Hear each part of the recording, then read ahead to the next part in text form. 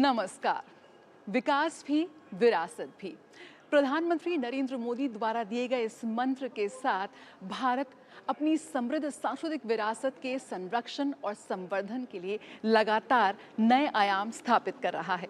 UNESCO world heritage committee के 46वें सत्र की मेजबानी, जिसका आयोजन पहली बार भारत में किया गया और भारत ने पहली बार इसकी सफल मेजबानी के साथ वैश्विक मंच पर एक बार फिर अपनी मौजूदगी दर्ज कराई। इस आयोजन के साथ भारत की एक बड़ी उपलब्धि भी जुड़ी हुई है। मैं हूं जया सिन्हा और बहुत स्वागत है आपका इस बेहद खास कार्यक्रम में। अगले आधे घंटे में हम आपको दिखाएंगे भारत द्वारा किए गए इस सफल आयोजन की एक्सक्लूसिव झलक।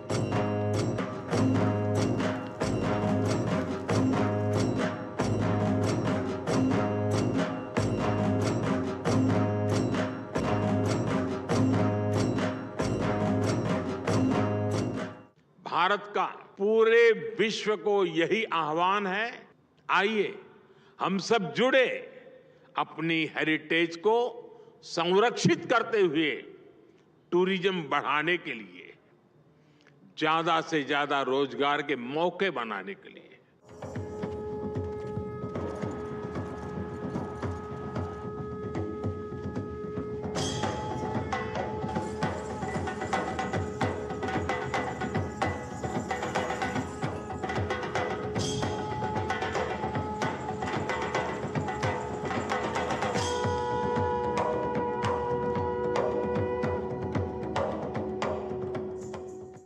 भारत का तो विजन है विकास भी विरासत भी। बीते 10 वर्षों में भारत ने एक और आधुनिक विकास के नए आयाम छुए हैं, वहीं विरासत पर गर्व का संकल्प भी लिया है।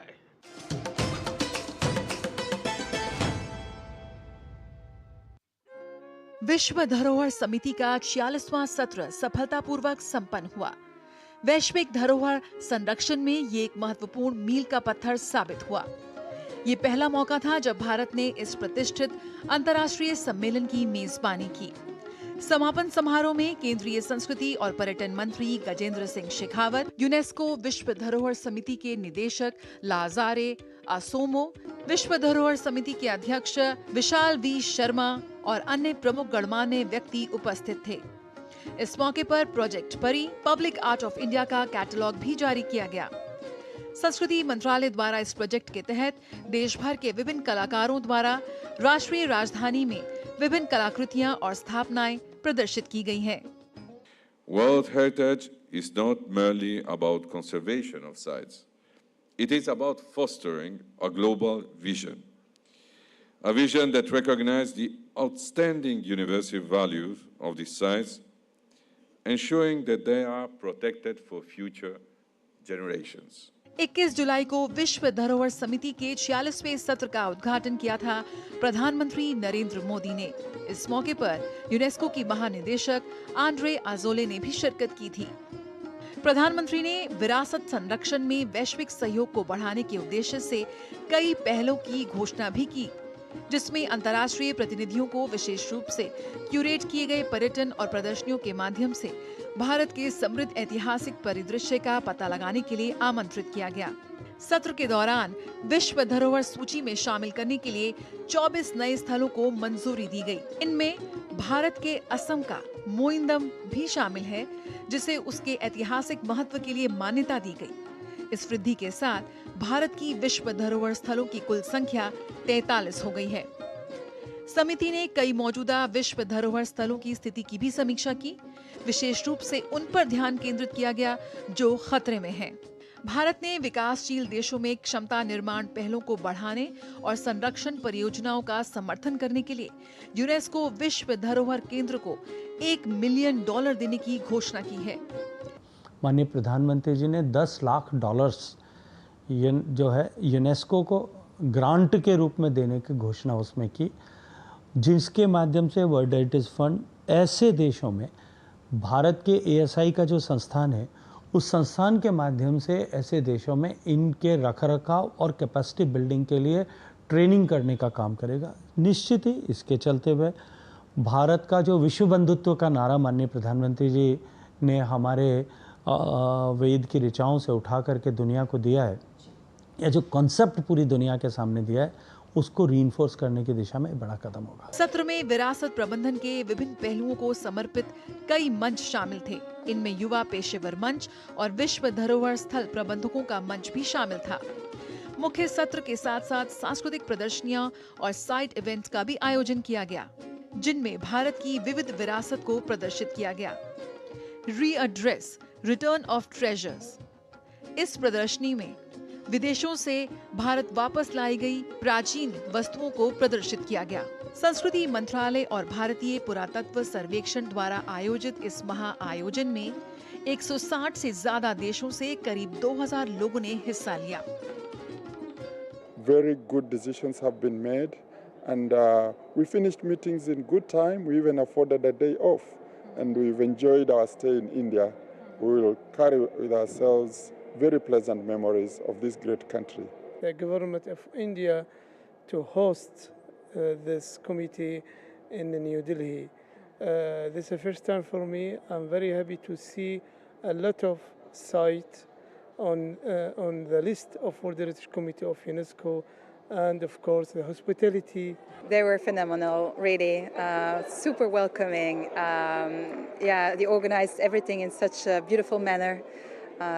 It was a fantastic audience as well that was welcoming us, including the volunteers that did phenomenal work. Yes, I'm going to come back to India for sure. When we came here, we are foreigners. When we leave, we are part of the family, of the Indian family. The best that we have seen here was the persons, the Indians, and they treat us as members of our family. And that is something that we can't forget.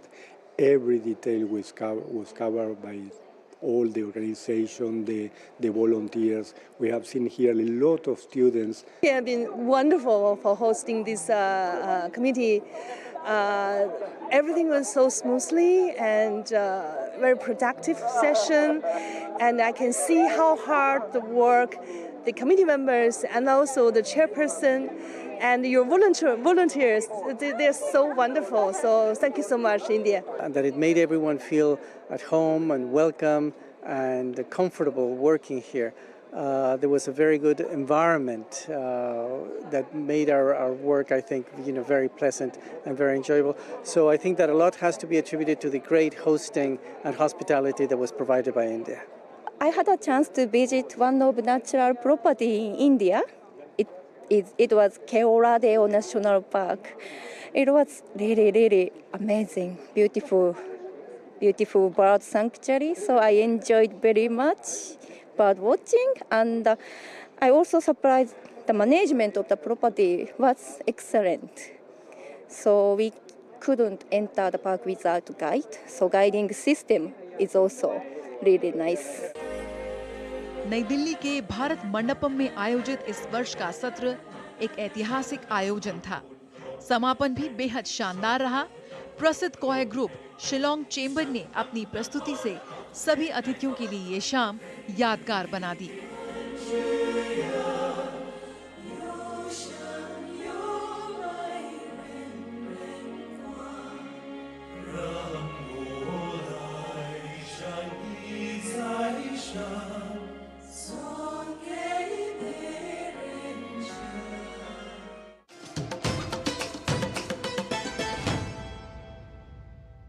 UNESCO की सूची में 43 विश्व धरोहर स्थल और 15 अमूर्त सांस्कृतिक धरोहरों के साथ भारत अपने स्मारकों को संरक्षित करने के लिए असीम प्रयास कर रहा है। हमारे ये स्मारक ही हैं जो हमारी अतीत की गवाही देते हैं। आपने सही सुना, 43 विश्व धरोहर स्थल। यूनेस्को वर्ल्ड हेरिटेज कमेटी के 46वें सत्र के दौरान इस बात की घोषणा की गई कि असम के मोइदम्स को अब वर्ल्ड हेरिटेज सूची में शामिल किया जाएगा। एक बड़ी उपलब्धि भारत के लिए।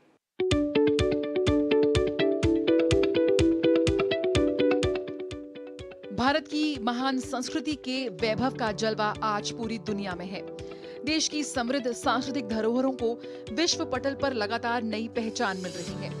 इसी दिशा में एक और बड़ी उपलब्धि उस वक्त प्राप्त हुई जब असम के मोइदम को सांस्कृतिक श्रेणी में यूनेस्को विश्व धरोहर स्थल का दर्जा मिला। नई दिल्ली में विश्व धरोहर समिति की बैठक में ये निर्णय सर्वसम्मति से लिया गया।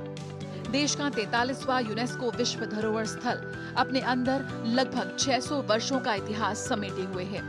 ताई अहोम के जटिल अंत्येष्टि अनुष्ठानों को प्रदर्शित करते मोइदाम ईंट, पत्थर या मिट्टी से बने तहखाने हैं जिनमें राजाओं और राजघरानों के अवशेष हैं। इन्हें विश्व धरोहर में शामिल किए जाने से पूर्वोत्तर की समृद्ध सांस्कृतिक विरासत को वैश्विक स्तर पर पहचान मिलेगी। प्रधानमंत्री नरेंद्र मोदी ने विश्वास जताया कि इससे महान अहोम शासन और संस्कृति के बारे में और अधिक लोग जान सकेंगे। मोइदाम का विश्व धरोहर सूची में शामिल होना दरअसल विश्व मंच पर भारत की विरासत को उजागर करने के नए भारत के निरंतर प्रयास को दिखाता है। आज भारत उन चोटी के 6 देशों में है जहां सर्वाधिक विश्व धरोहर है। पिछले 10 वर्षों में भारतीय सांस्कृतिक विरासत को विश्व मंच पर मान्यता दिलाने की दिशा में बहुत प्रगति हुई है। प्रधानमंत्री ने विरासत भी विकास भी की नीति के तहत सांस्कृतिक विरासत से जुड़े स्थलों के संरक्षण और विकास पर विशेष जोर दिया है। 10 वर्षों में 13 स्थलों की विश्व धरोहर सूची में शामिल किया जाना सांस्कृतिक विरासत के संरक्षण को लेकर मोदी सरकार की प्रतिबद्धता को दर्शाता है।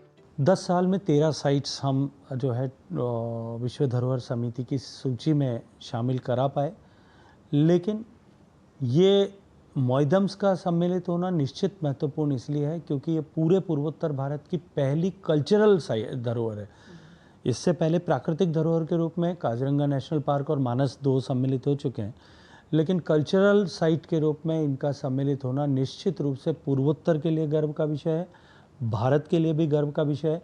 और जो हमारी समृद्ध सांस्कृतिक विरासत अहोम साम्राज्य की थी, जिस तरह की उनकी संपदा, बौद्धिक संपदा, उनके पारलौकिक ज्ञान, ये सब विषय को विश्व के पटल पर ले जाने और पूर्वोत्तर भारत में पर्यटन को और अधिक बढ़ावा देने के दृष्टिकोण से निश्चित ही ये एक बड़ी सफलता होगी।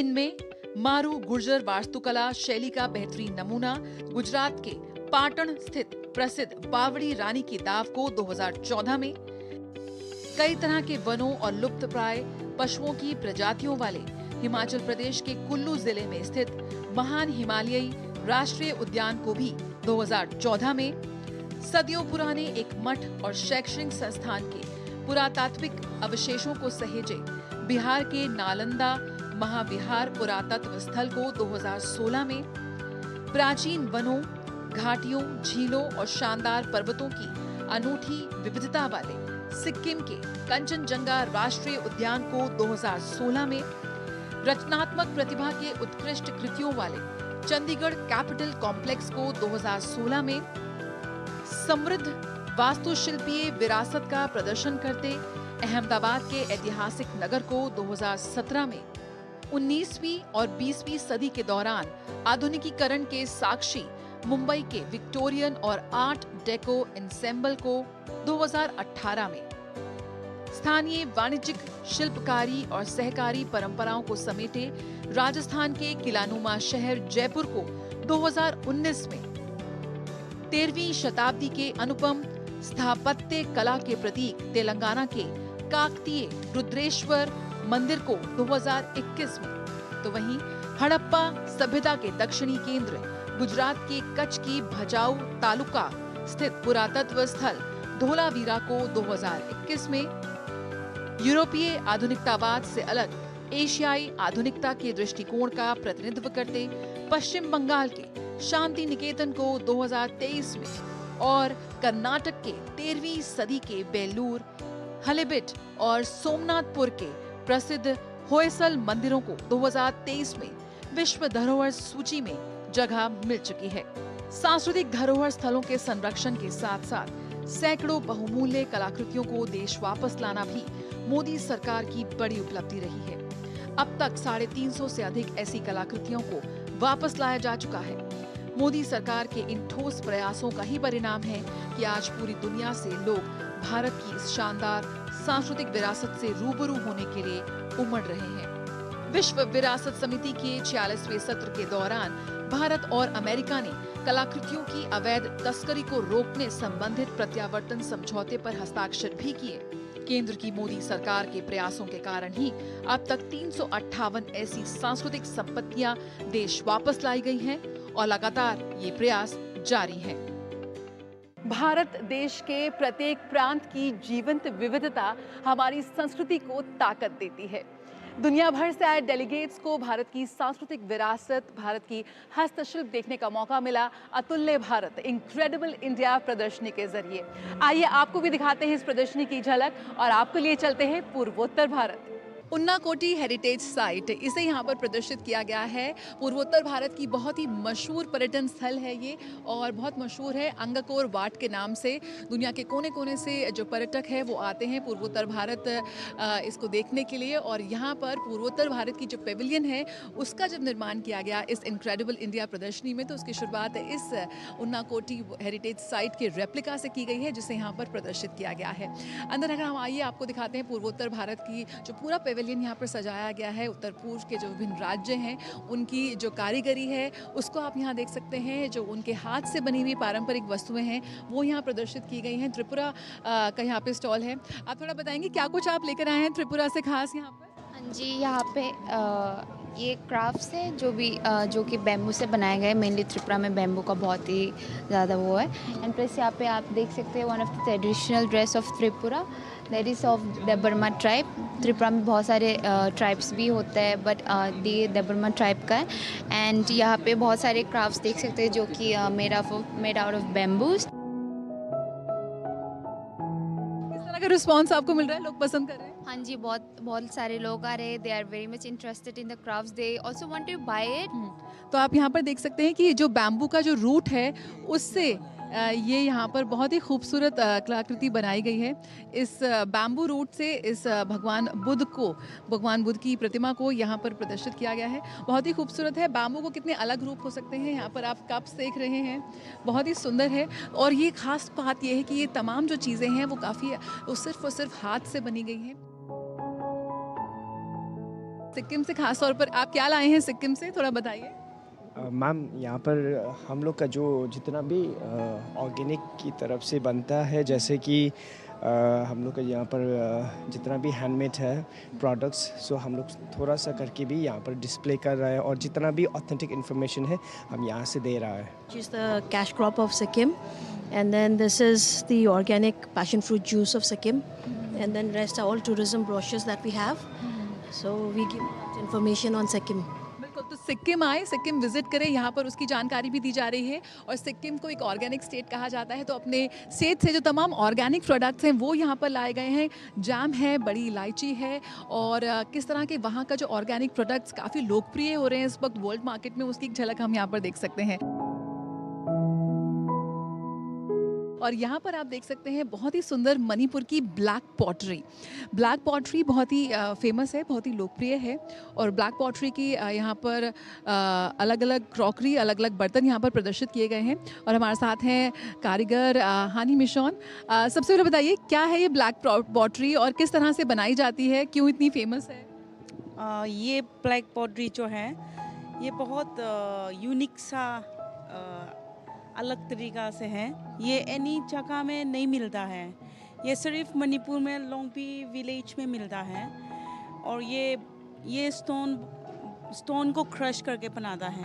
ये क्ले मतलब वो स्पेशल क्ले होता है, दोनों मिक्स करके बनाता है। और इसी से खाना बनाने में बहुत अच्छा होता है, हेल्थ के लिए भी बहुत फ़ायदा होता है।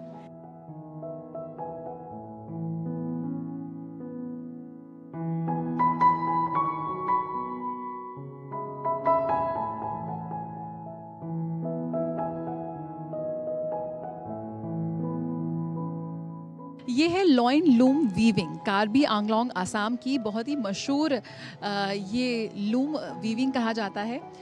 बहुत ही बारीक कारीगरी है और ब्लैक स्ट्रैप लूम के नाम से भी बहुत मशहूर है ये। और यहाँ पे लाइव डेमो दिया जा रहा है इस प्रदर्शनी में।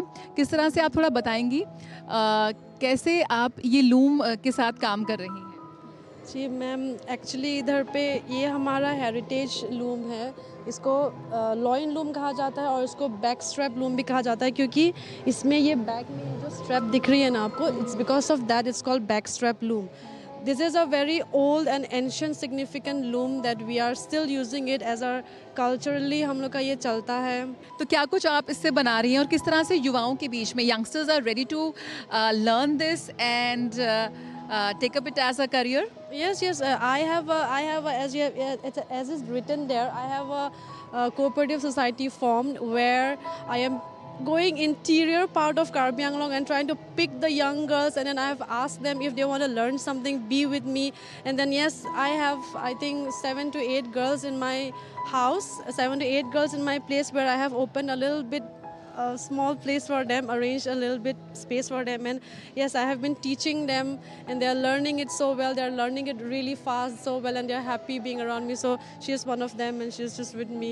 हमारे देश के विभिन्न राज्यों से यहाँ पर कारीगर आए हैं, खास तौर पर अपने अपने राज्य की संस्कृति और सबसे बेहतरीन उत्पादों को यहाँ प्रदर्शित करने के लिए।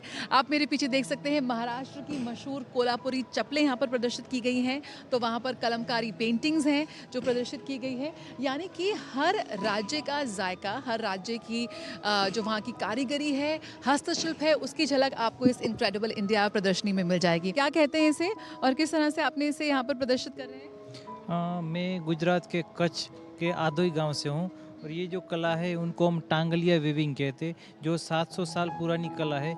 जो हमारे लोकल गांव है आदोई गांव, उनके आजू बाजू में लोकल समाज भरवाड़ समाज है, उनके बहनों के लिए ये कपड़े हम बनाते थे जो अभी तक चले आ रहे थे। मुझे 2019 में मैंने एक साड़ी बनाई थी नेचुरल इंडिगो कलर की, उसमें मुझे नेशनल अवार्ड मिला।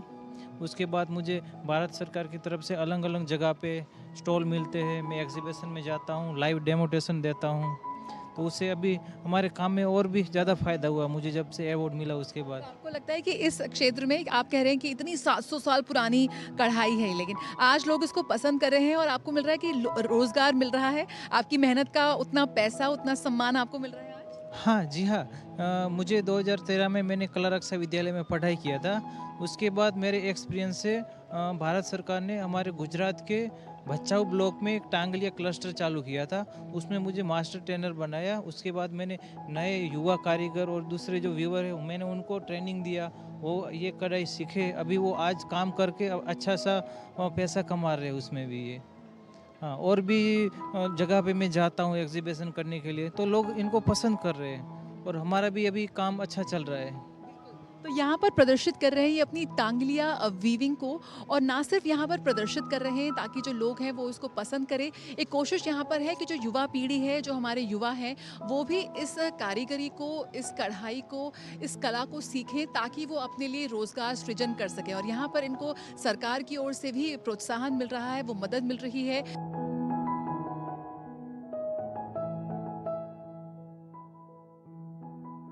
इनक्रेडिबल इंडिया इस प्रदर्शनी में यहाँ पर दुनिया भर से लोग आ रहे हैं और उन्हें दिखा रहे हैं हमारे देश के युवा राह। किस तरह से आप यहाँ पर इस प्रदर्शनी का हिस्सा बने? हम लोग यहाँ पर national council of hotel management और केटरिंग टेक्नोलॉजी की तरफ से आए हैं। यहाँ हम अपने अलग अलग कॉलेजेस की तरफ से यहाँ पर डेलीगेट्स को हेल्प करने के लिए, उनको गाइड करने के लिए आए हैं, यहाँ पर उनकी सहायता करने के लिए आए हैं। बहुत एंजॉय कर रहे हैं डेलीगेट्स, बहुत it is very amazing for them, और बहुत अच्छा लग रहा है उनको यहाँ के हमारे अलग अलग डिशेस पहचान के और कैसे बनाए जाते हैं वो, उनका टेस्ट और वैरायटी ऑफ डिशेस वो एंजॉय कर रहे हैं बहुत। मौजूदा हालात में किस तरह से देखते हैं टूरिज्म पर्यटन में इस सेक्टर में युवाओं की भागीदारी, या अगर हम बात करें जॉब सृजन की या रोजगार कैसे आपको मिलते नजर आ रहे हैं? अगर हम यूनेस्को और UNWTO के रिपोर्ट्स देखें तो टूरिज़्म एंड हॉस्पिटैलिटी जो है पूरे वर्ल्ड में सबसे ज़्यादा एम्प्लॉयमेंट जनरेट करने वाला इंडस्ट्री है। और आने वाले समय में अभी डोमेस्टिक टूरिज़्म भी इंडिया में बहुत डेवलप हो गया है, इंटरनेशनल टूरिस्ट भी काफ़ी आने वाले हैं। तो टूरिज़्म एंड हॉस्पिटैलिटी इंडस्ट्री जो है ये कॉन्स्टेंटली ग्रो करने वाली है एटलीस्ट अगले 2-3 दशकों में। लियाम, आप यहाँ पर अपनी पारंपरिक अरुणाचल प्रदेश की ड्रेस में है, इसके पीछे कोई खास कारण है? एक्चुअली हम यहाँ से इतने सारे कंट्री से आए हैं लोग इंडिया को देखने के लिए, सो मैंने सोचा कि नॉर्थ ईस्ट पार्ट के भी कुछ झलक उनको दिखा दूँ। तो ये है गालो ड्रेस, हमारे अरुणाचल प्रदेश का एक ट्राइब है, तो मैं जस्ट उसको एक्सप्रेस करने के लिए पहन के आई हूँ आज एज ए वॉलंटियर।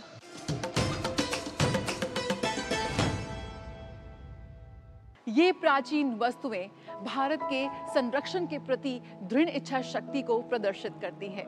प्रधानमंत्री नरेंद्र मोदी ने यूनेस्को वर्ल्ड हेरिटेज सेंटर के लिए $1 बिलियन की सहयोग राशि की घोषणा की है।